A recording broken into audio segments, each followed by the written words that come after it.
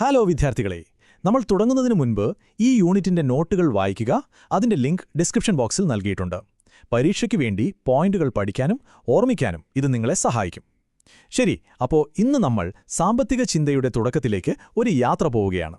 ആധുനിക സാമ്പത്തിക ശാസ്ത്രത്തിന് അടിത്തറ പാകിയ ആദ്യത്തെ സംഘടിത ചിന്താപ്രസ്ഥാനം ഫിസിയോക്രസിയെക്കുറിച്ചാണ് നമ്മൾ പഠിക്കാൻ പോകുന്നത്. എന്തായിരിക്കും അവരുടെ ആശയങ്ങൾ? എന്തുകൊണ്ടായിരിക്കും അത് ഇന്നും പ്രസക്തമായിരിക്കുന്നത്? നമുക്ക് നോക്കാം. അപ്പോൾ ഈയൊരു ചോദ്യത്തിൽ നിന്നാണ് ശരിക്കും എല്ലാം തുടങ്ങുന്നത്.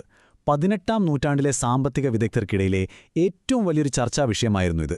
ഒരു രാജ്യത്തെ സമ്പന്നമാക്കുന്നത് യഥാർത്ഥത്തിൽ എന്താണ്? അത് സ്വർണമാണോ, കച്ചവടമാണോ, അതോ മറ്റെന്തെങ്കിലുമാണോ? അതുവരെ എല്ലാവരും വിശ്വസിച്ചിരുന്നത് മെർക്കന്റലിസ്റ്റ് ചിന്താഗതിയായിരുന്നു. അതായത് കച്ചവടത്തിലൂടെ, പ്രത്യേകിച്ചും കയറ്റുമതിയിലൂടെ സ്വർണവും വെള്ളിയുമൊക്കെ ശേഖരിക്കുന്നതാണ് ഒരു രാജ്യത്തിന്റെ സമ്പത്ത് എന്ന്. എന്നാൽ ഫിസിയോക്രാറ്റുകൾ വന്നു. അവർ ഈ ആശയത്തെ മുഴുവനായിട്ടും തള്ളിക്കളഞ്ഞു. അവർ പറഞ്ഞു, അല്ല, ഒരു രാജ്യത്തിന്റെ യഥാർത്ഥ സമ്പത്ത് വരുന്നത് ഭൂമിയിൽ നിന്നാണ്, കൃഷിയിൽ നിന്നാണ്. ഇതൊരു ചെറിയ മാറ്റമൊന്നുമായിരുന്നില്ല, ഇതൊരു വിപ്ലവകരമായ മാറ്റം തന്നെയായിരുന്നു. അപ്പോ സ്വാഭാവികമായും ഒരു ചോദ്യം വരും, കച്ചവടമല്ല കൃഷിയാണ് സമ്പത്ത് എന്ന ഈ വിപ്ലവകരമായ ആശയം എവിടെ നിന്നാണ് വന്നത്? അത് വെറുതെ ആകാശത്ത് നിന്ന് പൊട്ടി വീണതൊന്നുമല്ല. 18-ാം നൂറ്റാണ്ടിന്റെ മധ്യത്തിൽ ഫ്രാൻസ് നേരിട്ടുകൊണ്ടിരുന്ന ഒരു വലിയ പ്രതിസന്ധിയുടെ നേരിട്ടുള്ള ഒരു ഫലമായിരുന്നു അത്. അന്നത്തെ സാമൂഹികവും സാമ്പത്തികവുമായ സാഹചര്യങ്ങളാണ് ഫിസിയോക്രസി എന്ന ചിന്തയ്ക്ക് ജന്മം നൽകിയത്. അപ്പോ പ്രധാനമായും 3 കാരണങ്ങളുണ്ടായിരുന്നു ആ പ്രതിസന്ധിക്ക് പിന്നിൽ. ഒന്നാമതായി, മെർക്കന്റലിസം കൃഷിയെ പൂർണ്ണമായും അവഗണിച്ചു. രണ്ടാമതായി, ഫ്രാൻസിലെ നികുതി വ്യവസ്ഥ അതിക്രൂരമായിരുന്നു. പ്രഭുക്കന്മാർക്കും പുരോഹിതർക്കും ഒരു നികുതിയും കൊടുക്കേണ്ട, പക്ഷേ എല്ലാ ഭാരവും പാവപ്പെട്ട കർഷകന്റെ തലയിൽ. പിന്നെ മൂന്നാമതായി, ലൂയി 14-ാമന്റെയും 15-ാമന്റെയും കാലത്തെ ധൂർത്തും തീരാത്ത യുദ്ധങ്ങളും ഫ്രാൻസിന്റെ ഖജനാവ് കാലിയാക്കി രാജ്യത്തെ സാമ്പത്തികമായി തകർത്തു കളഞ്ഞു. ഈയൊരു സാഹചര്യത്തിലാണ് ഒരു പുതിയ ചിന്തയുടെ ആവശ്യം വന്നത്. ഫ്രാൻസിലെ ഈ പ്രതിസന്ധിക്ക് ഒരു പരിഹാരം കാണാൻ ഫിസിയോക്രാറ്റുകൾ മനുഷ്യനുണ്ടാക്കിയ നിയമങ്ങളിലേക്കല്ല നോക്കിയത്, അവർ പ്രകൃതിയിലേക്ക് തന്നെ നോക്കി. അവരുടെ മുഴുവൻ സിദ്ധാന്തവും പടുത്തുയർത്തിയിരിക്കുന്നത് ഈ ഒരൊറ്റ സങ്കല്പത്തിനു മുകളിലാണ്: പ്രകൃതിയുടെ ഭരണം, അല്ലെങ്കിൽ സ്വാഭാവിക ക്രമം. ഫിസിയോക്രസി എന്ന വാക്കിന്റെ അർത്ഥം തന്നെ പ്രകൃതിയുടെ ഭരണം എന്നാണ്. കൃഷിക്ക് ഇത്രയും പ്രാധാന്യം നൽകിയതുകൊണ്ട് ഇവരെ അഗ്രികൾച്ചറൽ സ്കൂൾ എന്നും അറിയപ്പെട്ടു. ഫ്രാൻസ്വാ ക്വിസ്നെയും ടർഗോയുമായിരുന്നു ഈ പ്രസ്ഥാനത്തിന്റെ പ്രധാനപ്പെട്ട ആളുകൾ. ഇതാണ് അവരുടെ വിശ്വാസത്തിന്റെ കാതൽ. അവർ പറഞ്ഞതെന്താണെന്ന് വെച്ചാൽ, പ്രകൃതിക്ക് അതിൻ്റേതായ ചില നിയമങ്ങളുണ്ട്, അത് ദൈവികമാണ്.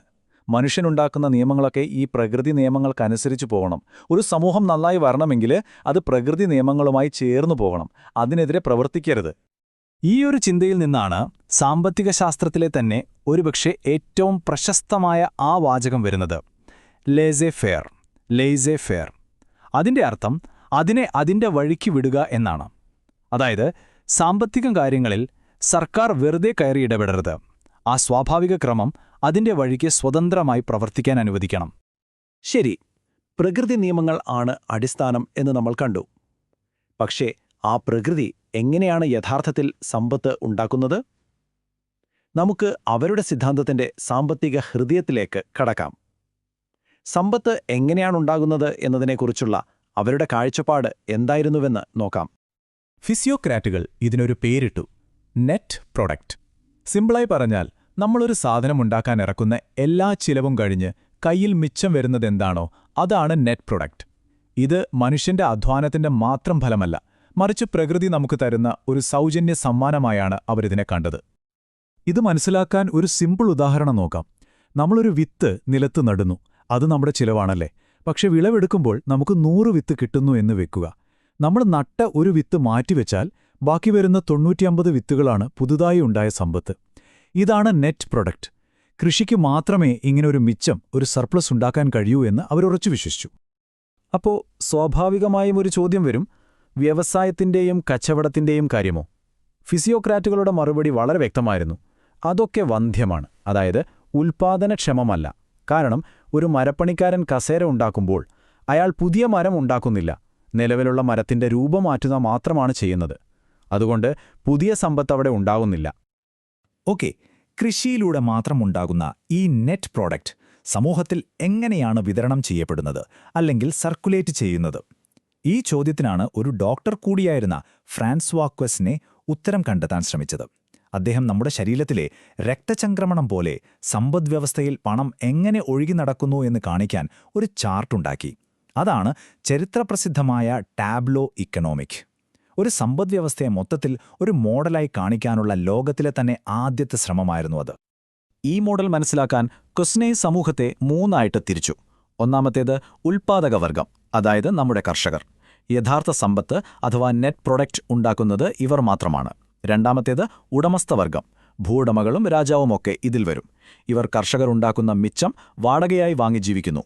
മൂന്നാമതായി വന്ധ്യവർഗം, വ്യവസായികളും കച്ചവടക്കാരുമൊക്കെ. ഇവർ പുതിയ സമ്പത്ത് ഉണ്ടാക്കുന്നില്ല, പകരം നിലവിലുള്ളതിനെ കൈമാറുകയോ രൂപം മാറ്റുകയോ ചെയ്യുന്നു. ശരി, ഇനി ഈ പണം എങ്ങനെയാണ് ഈ മൂന്ന് കൂട്ടർക്കിടയിൽ ഒഴുകുന്നതെന്ന് നമുക്ക് നോക്കാം. ശ്രദ്ധിച്ചിരിക്കണം. ഒന്നാമത്തെ സ്റ്റെപ്പിൽ ഉൽപ്പാദകവർഗമായ കർഷകർ തങ്ങൾ ഉണ്ടാക്കിയ മുഴുവൻ നെറ്റ് പ്രോഡക്റ്റും, അതായത് മിച്ചം, ഭൂമിയുടെ വാടകയായിട്ട് ഉടമസ്ഥവർഗത്തിന് കൊടുക്കുന്നു. അങ്ങനെ സമ്പത്ത് മുഴുവൻ ഭൂവുടമകളുടെ കയ്യിലെത്തുന്നു. ഇനി രണ്ടാമത്തെ സ്റ്റെപ്പ്, ഉടമസ്ഥവർഗം തങ്ങൾക്ക് കിട്ടിയ പണം ചിലവഴിക്കുകയാണ്. അവർ അതിന്റെ ഒരു ഭാഗം ഉൽപ്പാദകവർഗത്തിന് തന്നെ കൊടുത്ത് ഭക്ഷണം വാങ്ങുന്നു. ബാക്കി വരുന്ന ഭാഗം വന്ധ്യവർഗത്തിന് കൊടുത്ത് വസ്ത്രങ്ങൾ, ഫർണിച്ചർ പോലെയുള്ള സാധനങ്ങൾ വാങ്ങുന്നു. ഇനി മൂന്നാമത്തെയും അവസാനത്തെയുമായ ഘട്ടം. വന്ധ്യവർഗത്തിന് ഉടമസ്ഥരുടെ കയ്യിൽ നിന്ന് കിട്ടിയ പണം അവർ ചിലവഴിക്കുന്നു.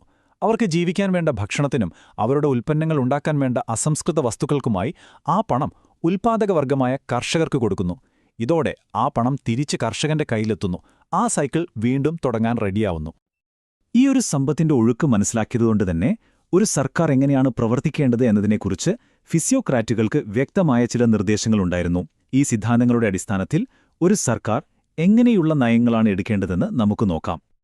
അവരുടെ ഏറ്റവും പ്രധാനപ്പെട്ട നിർദ്ദേശം ഏകനികുതി എന്നതായിരുന്നു. അവരുടെ ലോജിക് സിമ്പിളായിരുന്നു. മിച്ചമുണ്ടാകുന്നത് കൃഷിയിൽ നിന്ന് മാത്രമാണെങ്കിൽ നികുതിയും ഭൂമിയിൽ നിന്ന് മാത്രം പിരിച്ചാൽ പോരെ. അതോടൊപ്പം സ്വകാര്യ സ്വത്തിനെ അവർ ശക്തമായി പിന്തുണച്ചു.